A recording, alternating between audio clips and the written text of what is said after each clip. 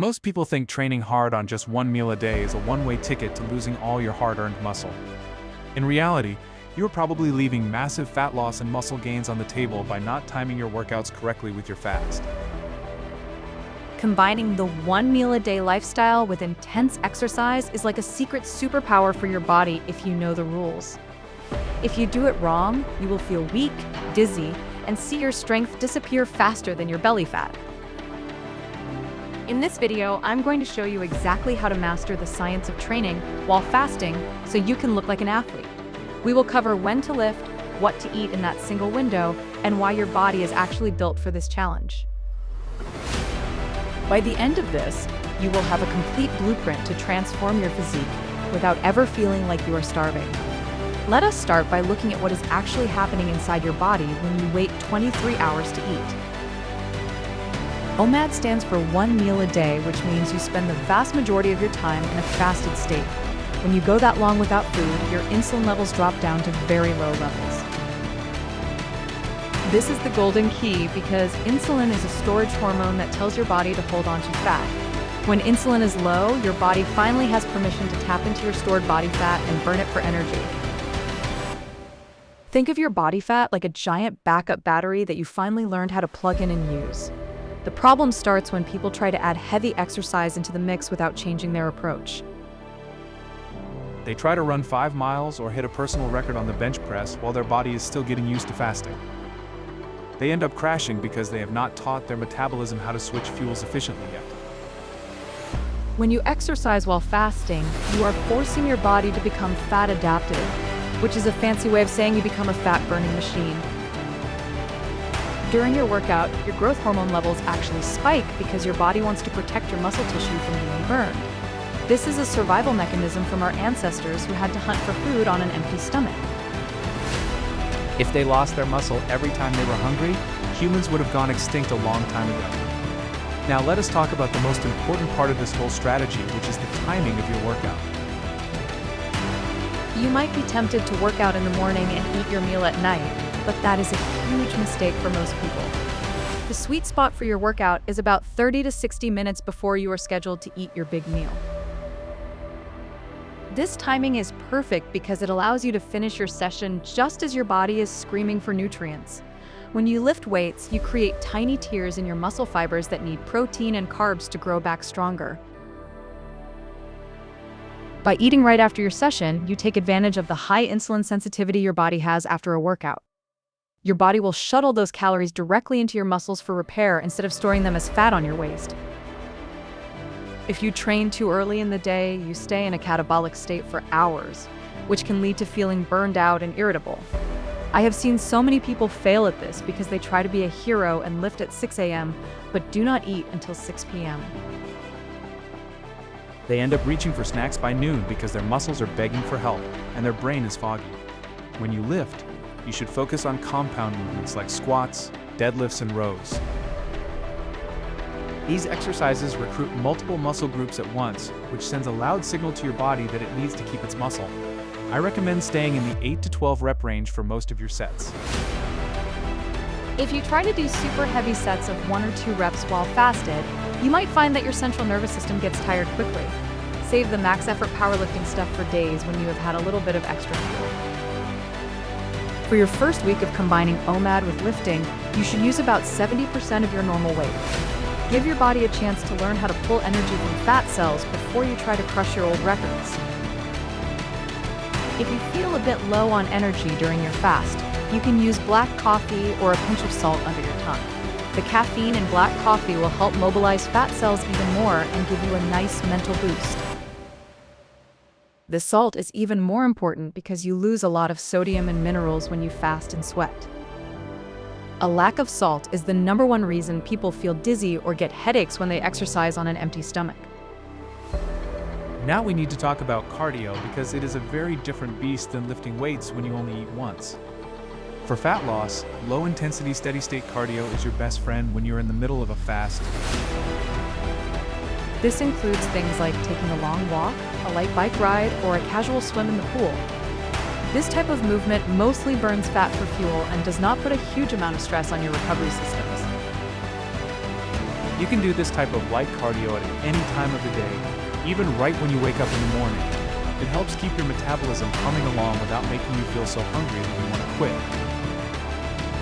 On the other hand, high-intensity interval training, or HIIT, is very demanding on your stored sugar, which we call glycogen. If you want to do sprints or heavy metabolic circuits, you should treat them like your weightlifting sessions.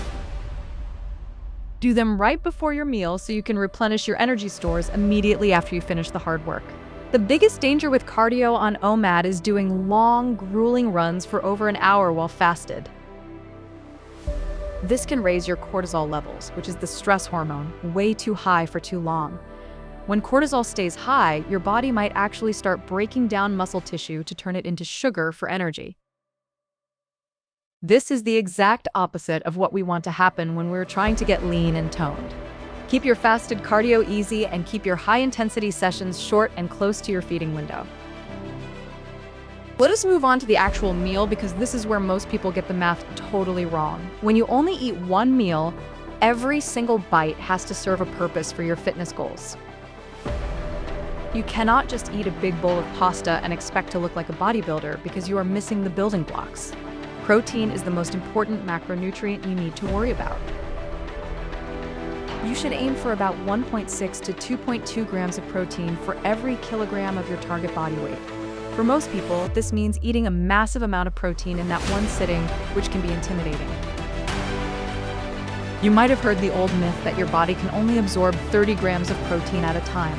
Science has shown us that this is not true because your body is very efficient at slowing down digestion.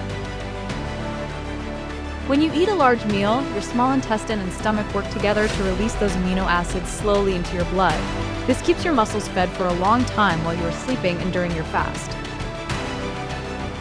Focus on high-quality sources like steak, chicken, eggs, Greek yogurt, or even a high-quality whey protein shake. You also need to make sure you are getting enough leucine, which flips the switch for muscle growth. Animal proteins are great for this, but if you are plant-based, you might need to supplement with extra amino acids. Do not be afraid of carbohydrates either, especially if you're training hard and lifting heavy weights. Carbs will refill your muscle glycogen so that you have energy for your workout 20 hours later. I usually suggest getting around 100 to 150 grams of clean carbs like potatoes or rice. This provides enough fuel for your brain and your gym performance without spiking your insulin for the whole day. Recovery is the next pillar of this plan, and it starts with your sleep quality every single night. When you fast and exercise, your body is under a lot of positive stress that it needs to recover from. If you are only getting 5 or 6 hours of sleep, your growth hormone won't have enough time to do its job. Aim for 7 to 9 hours of quality rest so your muscles can repair themselves while you're in a deep sleep. Hydration is also a massive factor that people overlook until they feel like they are dying in the gym.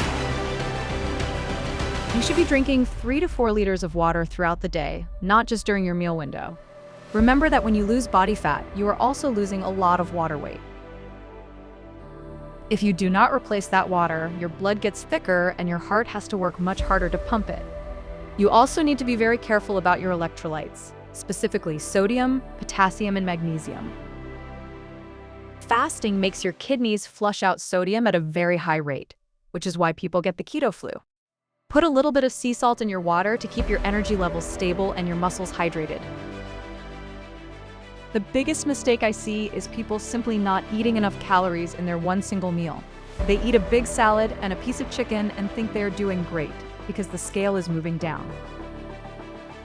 But if you are in a massive calorie deficit, your body will eventually slow down your thyroid and your testosterone. You will stop seeing results in the gym, you will feel cold, and your hair might even start thinning. You have to make sure that your one meal is calorie dense enough to support your activity level and your goals. Add healthy fats like avocado, olive oil, or butter to your meal to get those calories up. Another mistake is overtraining by trying to go 6 or 7 days a week without any rest days. When you are doing OMAD, your recovery capacity might be a little bit lower than someone eating 5 meals a day. Start with 3 or 4 days of lifting and see how your body feels before you try to do more. Let us look at a sample schedule so you can see how this looks in the real world for a busy person. You wake up and have some water and maybe a cup of black coffee to get your brain moving. You go about your day and stay productive, maybe taking a 20-minute walk during your lunch break. At around 4 p.m., you take another light walk to clear your head and get your blood flowing. At 5:30 p.m., you hit the gym for a 45-minute lifting session focusing on heavy movements. By 6:30 p.m., you are back home and you sit down for your massive, nutrient-dense meal of the day. You eat your protein, your veggies, and your carbs until you are full and satisfied for the night. This schedule works because it keeps you busy during the day when you might normally think about food. It also ensures that your biggest intake of energy comes right when your body needs it most for repair. If you have to train in the morning because of work, you might want to move your meal window to the early afternoon. The closer you can keep your meal to your workout, the better your results will be. Consistency is always going to be more important than being perfect for just 1 or 2 days. If you mess up and eat a snack, do not throw the whole plan away and give up. Just get back on track with your next meal and keep moving forward with your training schedule. The results from this lifestyle do not happen overnight, but they are very sustainable once you adapt. You will find that your hunger actually goes away, and you have more mental clarity than ever before. Your body becomes very efficient at using what it has, and you will stop being a slave to the kitchen. If you follow these steps, you can absolutely build a world-class physique while only eating once a day. It takes discipline and a little bit of science, but the reward of being lean and strong is worth the effort. Make sure to watch our full OMAD playlist to see how to prep these massive meals properly.